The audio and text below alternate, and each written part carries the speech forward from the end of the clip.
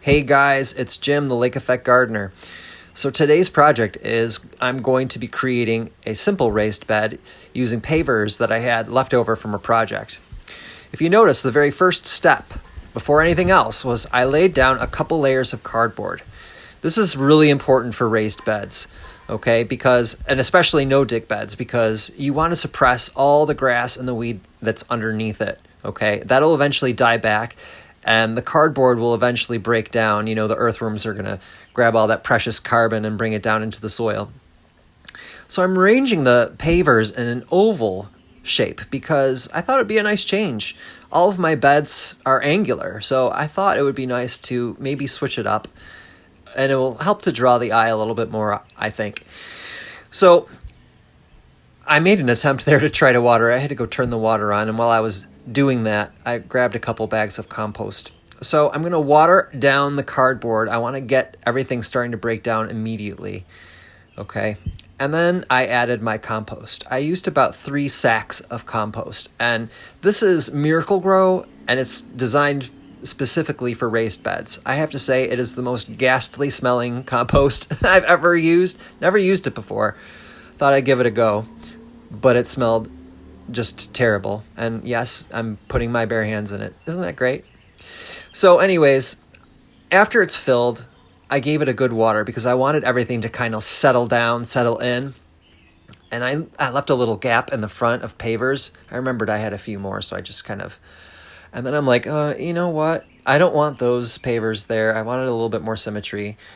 So, yeah. So I ended up switching them out and making it a little bit more symmetrical. So I'm just watering it down, making sure that it all settles down. I want it to be wet too because I'm going to be planting in right away. Now I'm cutting away the excess of the cardboard, which I probably would have had a better time using a butter knife because the blade I was using was completely dull. It took forever. Never mind. So cutting off the excess, I'm leaving a little bit exposed on the side so that, you know, it's just a little bit cleaner looking and the grass doesn't grow up into the pavers. We don't want that to happen.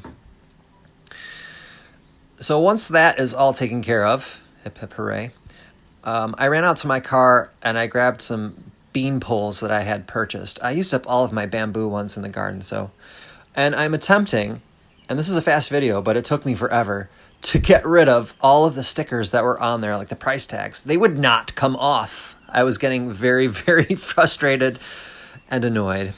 I was like, okay, you know what? Whatever. So there they go. Now I'm creating this wigwam or teepee because I'm going to be planting some more of those Blue Lake runner beans that I have. So maybe I can get a nice little second crop. I'm just winding it up with some jute twine at the top, making sure that it's nice and secure. And then what I'll do is I'm going to grab my plants. Now, this is going to be a mixture of herbs and veg. So I'm over in my shed right now grabbing my jar of saved Blue Lake runner bean seeds, and I save a lot of my seed.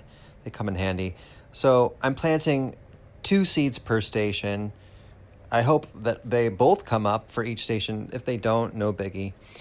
And then right away, just plant in all of my herbs, and I've got some lavender and rosemary and some sage and parsley and some chamomile.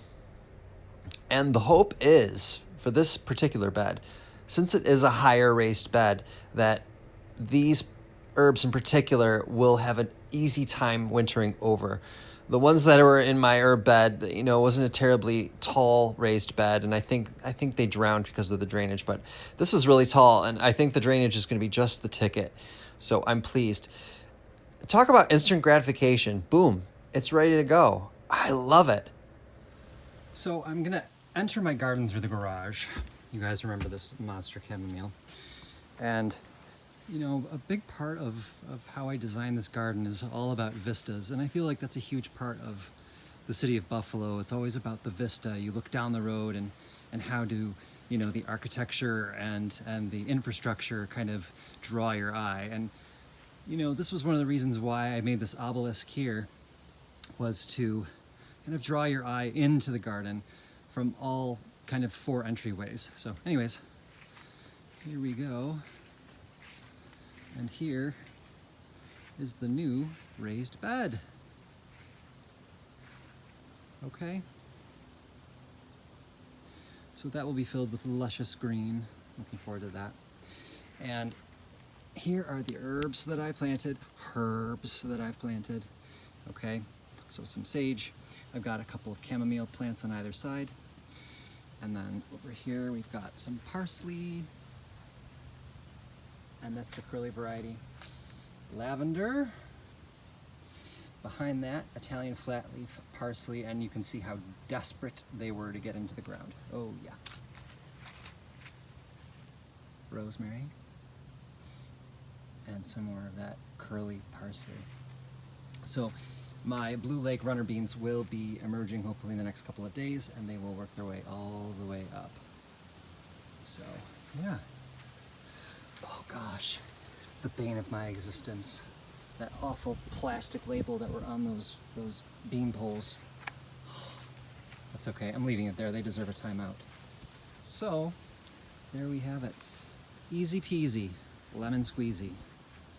I built myself a raised bed, and it took me about a half an hour. That's it. And now I have a brand new bed. Yay.